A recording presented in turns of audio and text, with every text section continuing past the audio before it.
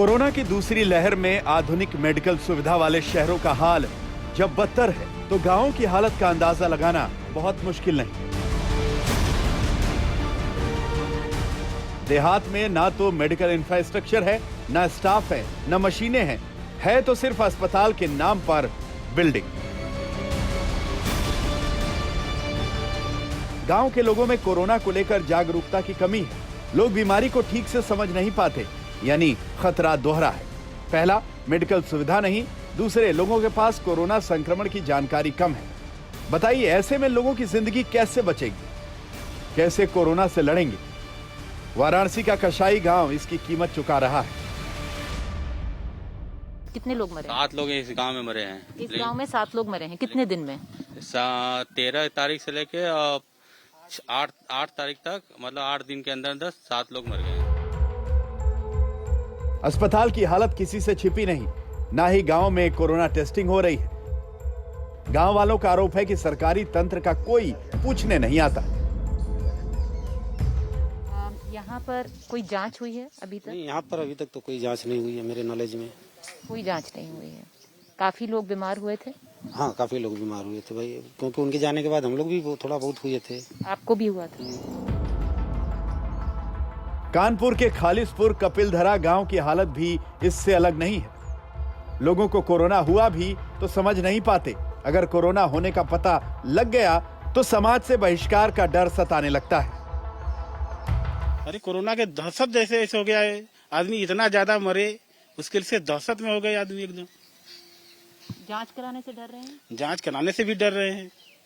ये निकल जाएगा तो लोग हमसे दूरी बना लेंगे, तो ये है वो है, ऐसा कर रहे हैं लोग। और लोग अफवाह फैला रहे हैं। क्या अफवाह? कि अरे ये बीमार है, इसके इस वजह से छूने से सबको हो जाएगा, ये है वो है, ऐसे कर रहे हैं लोग। इसलिए लोग कोई जा नहीं रहा है, न कोई यहाँ पर जांच करने आ रहा है कि जांच कराए आदमी। पंजाब के गांवों की हालत भी अच्छी नहीं। कोरोना तेजी से पांव पसार चुका है।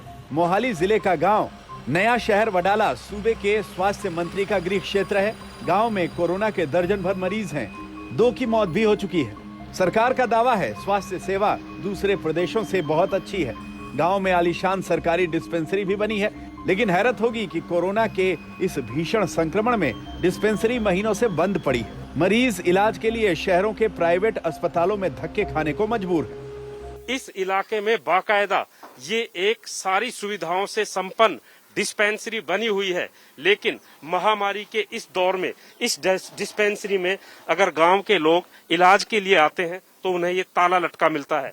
ये पूरा इंफ्रास्ट्रक्चर आप देखिए, और ऐसे इंफ्रास्ट्रक्चर पर पूरे देश में अगर बात करें तो पता नहीं कितने हजार करोड़ रुपए खर्च होते हैं, लेकिन इस खर्चे का फायदा क्या होता है? कोरोना की महामारी में गांव के अंदर ना टेस्टिंग हो रही है, ना लोगों को वैक्सीनेशन हो रही है, और ना लोगों को वो सुविधाएं मिल रही हैं जो उनको मिलनी चाहिए।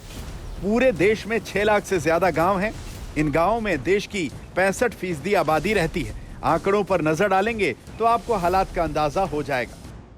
718 जिलों में 228 जिले ऐसे हैं जिसमें कोरोना संक्रमण तेजी से फैल रहा है और पॉजिटिविटी रेट करीब 10% से ज्यादा है। 300 जिलों में पॉजिटिविटी रेट 20% से ज्यादा है। देश के ग्रामीण जिलों में से 60% ऐसे हो सकते हैं जहां पॉजिटिविटी रेट 10% से ज्यादा है। कोरोना के बढ़ते संक्रमण में 2 समस्याओं से ग्रामीण इलाके में कोरोना कहर बना हुआ है। पहला ये कि सरकारी तंत्र तैयार नहीं दिखता, और दूसरा, कोरोना को लेकर गांवों में जागरूकता की भीषण कमी है। यानी हालात को काबू में लाना है तो सरकार को दोनों बातों पर ध्यान देना होगा। वाराणसी से प्रीति चौधरी, दरभंगा से रोहित सिंह के साथ सत्येंद्र चौहान, मोहाली, आज तक।